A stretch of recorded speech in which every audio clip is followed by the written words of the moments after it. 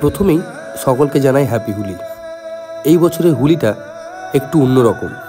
আমার বাবা গেছেন ঘুরতে বৃন্দাবন, বাড়িতে নেই, কিন্তু বসন্ত উৎসবে হোলি খেলবো না সেটা তো পসিবল নাই। তাই আমাদের পাড়াতে আমরা আমাদের মতো আনন্দে মেতেছিলাম। পাড়াতে সবার একটা ডিমান্ড থাকে। গত বছরও বানিয়েছিলাম মকটেল, এই বছরের ডিমান্ডে আমাকে বানাতে হয়েছিল লস্যি। ভুল করে কিন্তু ভাববেন না যে পাশে দাঁড়িয়ে বোন পায়েল সে আমাকে হেল্প করছে। হাতে দেখুন মোবাইলে ক্যামেরা, ভিডিও রেকর্ডিং চলছে। না, একেবারেই হেল্প করেনি বলবো না, হেল্প করেছে, অবশ্যই করেছে।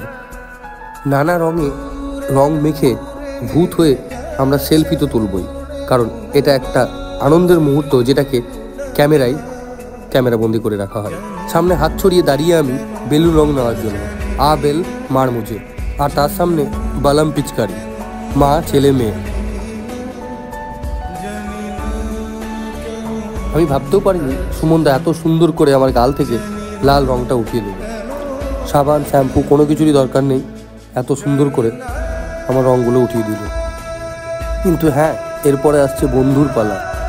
রং নেব না বললে কোনো মতে ছাড়বে না। এই যে দেখছেন সানি, এটা বড় উদাহরণ।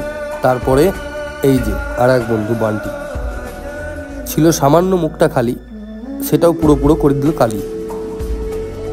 সবার বসন্ত উৎসব যেন ভালো কাটে, সুস্থভাবে কাটে, এবং সুস্থ পরিবেশের মধ্যে সবাইকে নিয়ে রং খেলার একটা আলাদাই মজা। সেইভাবে কাটুক সবার যেন বসন্ত উৎসব, এই আশা করি। এরপরে দেখাবো এক ভয়ঙ্কর রূপ। এই যে,